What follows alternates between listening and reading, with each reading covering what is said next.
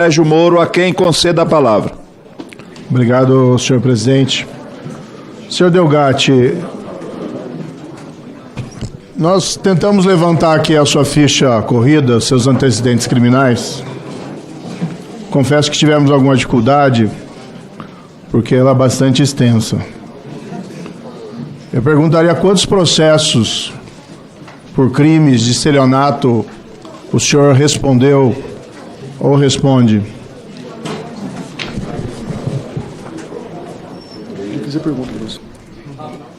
Se perdeu a conta, pode também esclarecer. Repetir, por gentileza. Quantos processos por estelionato, ações penais, o senhor responde ou já respondeu? Respondi cerca de 4 ações e fui absolvido em todas elas. Nós pegamos uma lista aqui, de uma perseguição que eu 46 processos, seja em fóruns de Ribeirão Preto, Araraquara, Rio Claro, Justiça Estadual. Quem que é João Otávio Pasqualino? Era um gestor de um banco que ele citou meu nome e na audiência, segundo ele foi coagido a falar meu nome porque em Araraquara eu sofri uma perseguição de um promotor e um delegado. O senhor foi condenado nesse processo. O senhor disse que foi absolvido. Não, eu tenho acordo aqui, o senhor foi condenado. Consta aqui no processo. Em segunda instância, o processo foi dado como prescrito. Mantendo a condenação do senhor. Não. O senhor foi condenado e depois não foi aplicada a pena porque houve a prescrição. Mas o acordo é condenatório. Eu vou ler aqui para o senhor. João Otávio, enquanto funcionário do Banco Itaú, teria agido em conluio com Walter no período de 7 de abril a 23 de julho de 2013, efetuando consulta aos dados cadastrais de titulares de 44 cartões de crédito de clientes do banco, encaminhando os dados e as fotografias das respectivas assinaturas a Walter. Logo em seguida, João Otávio teria providenciado o extravio dos referidos cartões junto ao correio, encaminhando-os a Walter, que por sua vez os desbloqueava e utilizava no comércio em diversas cidades como Campinas, Atibaia e Bragança Paulista, realizando compras em prejuízo dos titulares dos cartões da instituição bancária, no montante de R$ 623.479. Só nesse caso aqui, senhor Walter, o senhor foi condenado como estelionatário de 44 vítimas diferentes. Quantas vítimas o senhor já provocou de estelionato? Quantas pessoas foram vítimas do estelionato que o senhor praticou? Relembrando que eu fui vítima de uma perseguição em Araraquara, inclusive equiparada à perseguição que Vossa Excelência fez com o presidente Lula, integrantes do PT, e ressaltando que eu li as conversas de Vossa Excelência e li a parte privada e posso dizer que o senhor é um criminoso contumaz. Cometeu diversas irregularidades e crimes. Pediria aqui que fosse advertido o depoente que não pode chamar um senador de criminoso cometendo crime de calúnia. Peço escusas, então. Senhor, por favor, respeite aqui o plenário desta casa. Retiro o que eu disse, peço escusas. O bandido aqui, desculpe, senhor Walter, que foi preso é o senhor. O senhor não foi preso, o senhor foi condenado. O senhor foi condenado. O senhor é inocente como o presidente Lula, então, é isso? Solicito que haja respeito de ambas as partes. Solicito que haja respeito de ambas as partes. A testemunha deve ser tratada com respeito e é obrigação desta presidência assegurar que os integrantes dessa casa sejam tratados com respeito. Por favor, que não se repita mais. O senhor está sendo tratado por herói aí, como por parte dos indagadores que foram aqui.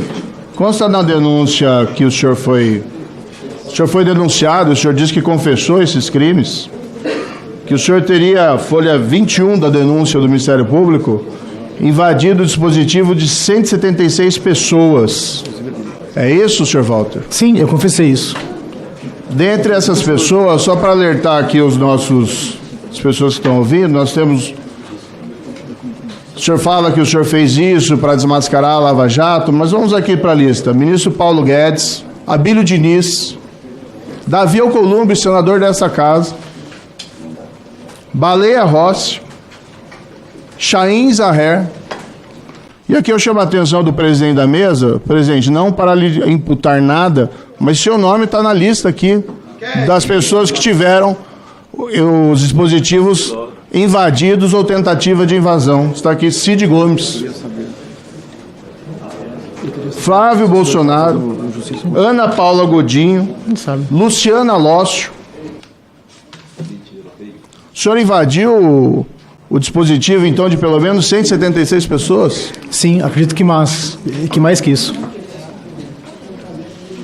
Que, inclusive, eu cheguei às conversas de Vossa Excelência com o então procurador o Dallagnol, e essas conversas elas foram chanceladas pelo STF e são utilizadas até hoje para anular condenações de pessoas inocentes.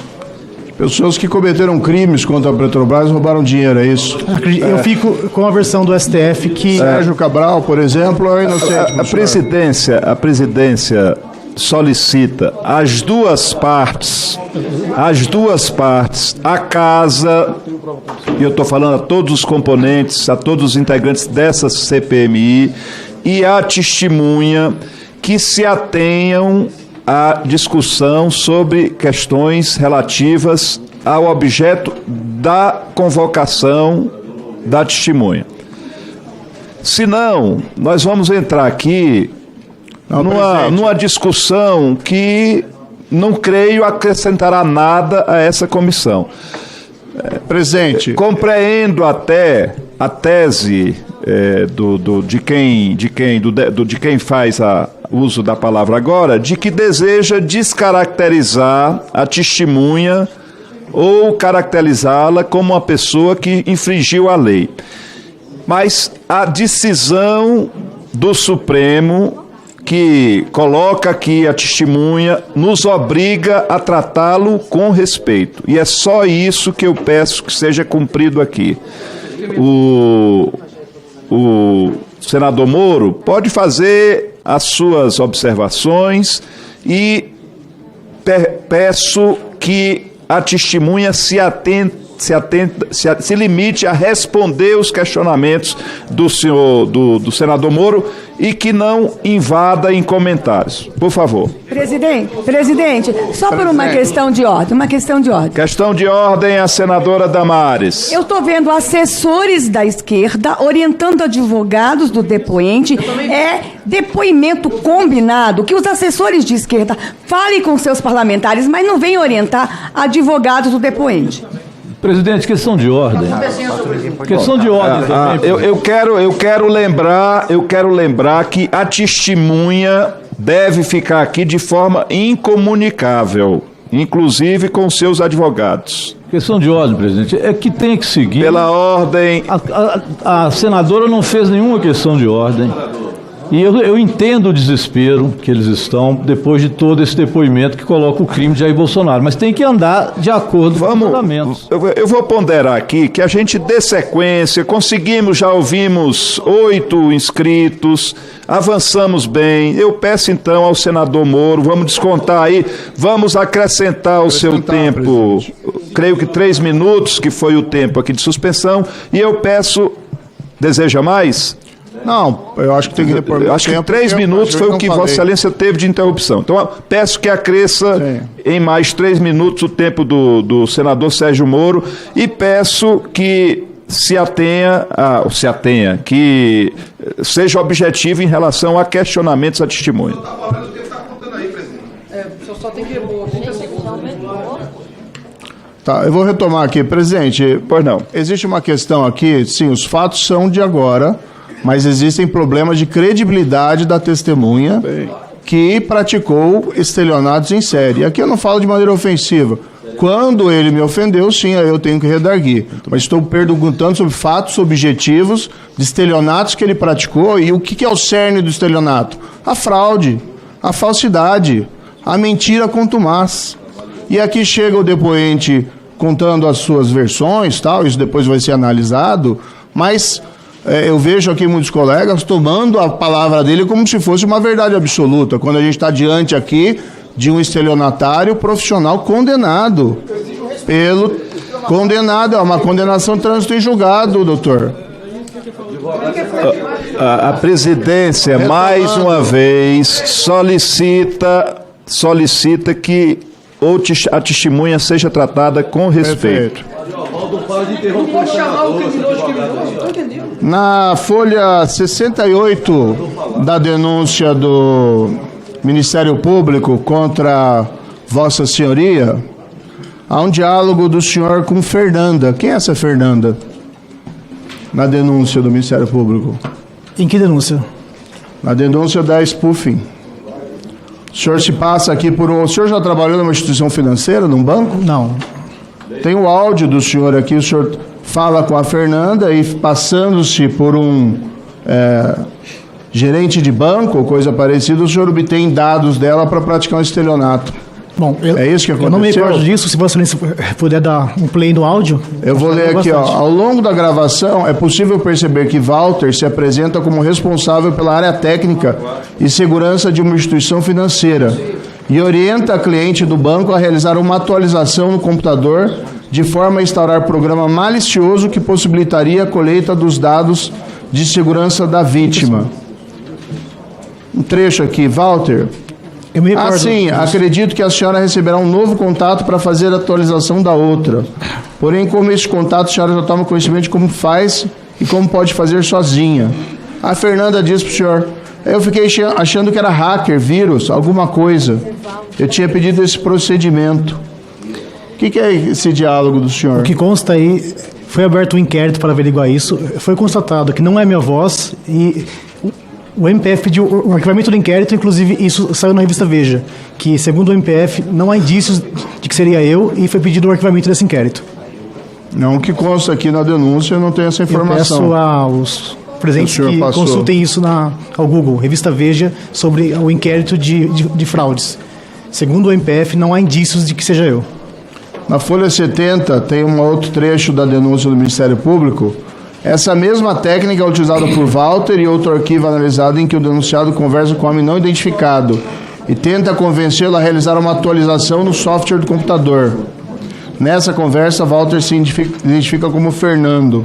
Folha 70 da denúncia. A denúncia ela foi feita pelo MPF, que são pessoas equiparadas ao MPF em que o senhor trabalhava, que... impuseram isso, contudo, foi aberto um novo inquérito no qual, segundo o mesmo MPF, não há indícios de que seja eu quem realizou essas ligações e não há indício algum de que eu tenha cometido um crime de fraude no inquérito vinculado à operação spoofing. Isso é público. Consta na folha 71, na análise do conteúdo armazenado no e-mail do outro denunciado, Gustavo Henrique, foi encontrado um arquivo de vídeo em que Gustavo filma Walter realizando uma ligação para possível vítima e fraude bancária. O que foi isso? Tá, na folha 71. Isso foi encontrado com o Gustavo e eu tenho conhecimento acerca disso. O senhor não confirma que o senhor utilizava os meios de informática para praticar golpes contra pessoas e conseguir cartões de crédito, valores? Não tinha isso? O senhor não fez isso? Eu confirmo, inclusive, eu fui investigado por isso pelo MPF, com todo o poder estatal, e segundo eles, não há indícios de que eu tenha cometido algum crime. E aonde que está isso, então, que o senhor está dizendo? Existe um inquérito e tem uma reportagem na revista Veja que cita o trecho do inquérito, o número do inquérito, e Vossa Excelência pode consultar esse inquérito, porque ele é público, como todo outro inquérito que tenha finalizado ou pedido arquivamento. Quem é Danilo Cristiano? Danilo Cristiano é um rapaz que ele foi preso na operação spoofing porque, na minha visão, o MPF precisava de 4 pessoas para ter o crime de organização criminosa e me manter preso até que fizesse uma delação premiada. Na denúncia do Ministério Público, na folha 40, a troca de mensagens do senhor com o senhor Danilo, isso 2 meses antes de revelação dos fatos envolvendo lá as mensagens hackeadas da Lava Jato, e o senhor leia aqui trecho da denúncia. 2 meses antes da veiculação da mídia do conteúdo das mensagens obtidas por Walter, Danilo é informado pelo principal autor do crime que acabou a tempestade, veio a bonança, indicando a melhora financeira do grupo. O senhor pode esclarecer isso? Essa frase ela pode ser interpretada de milhares de jeitos. O MPF interpretou desse jeito, então tem que perguntar ao procurador que representou o MPF o porquê que ele interpretou dessa forma. Tanto que foi usada essa frase como prova da participação de Danilo, que não faz sentido algum. Depois da tempestade vem a bonança, eu ouvi da minha avó sempre, que eu reclamava a ela que eu estava triste, cansado. Veio a bonança, não era dinheiro que o senhor estava recebendo? Não, negativo. Inclusive, o senhor Vossa trabalhou Excelência pode consultar no Google. gratuitamente para hackear o telefone de 176 autoridades, inclusive o senador Davi Alcolumbre. Eu fiz isso porque eu sofri uma perseguição, fiquei preso por tráfico de drogas com um medicamento que eu tomo há 18 anos e a minha revolta levou a isso. Inclusive, eu pagaria alguém que fizesse isso e me entregasse as mensagens. Por que o senhor invadiu o telefone do senhor Davi Alcolumbre? Porque eu fui imparcial. Eu invadi, inclusive, um telefone que tinha o nome de Lula. E não encontrei nada. E qual era o objetivo do senhor para fazer esses... Solicito a Vossa Excelência, que já foi concedido o tempo, eu solicito a Vossa Excelência que conclua a sua participação. Então, para concluir, só para meus comentários finais aqui, nós temos o depoente que é acusado, processado por diversos crimes de estelionato. Pelo menos um caso aqui, nós não conseguimos remontar todos, há casos ainda em tramitação, há um caso aqui de condenação que envolveria pelo menos 44 vítimas. Sinais claros de que o depoente está envolvido na prática de fraudes e faz do crime a sua profissão. O que ele fala aqui, nós temos que, de fato, analisar, mas nós não podemos ter a palavra de alguém envolvido em crimes em série, inclusive de estelionato, como verdade. Por isso faço alerta aqui a muitos dos senadores parlamentares é uma fake news. Estão tratando o depoente como uma espécie de herói, que esse herói já fez como vítimas diversas pessoas inocentes. Conclua, senador. Não só hackeando, mas roubando-lhe valores através de estelionato. O que não é verdade.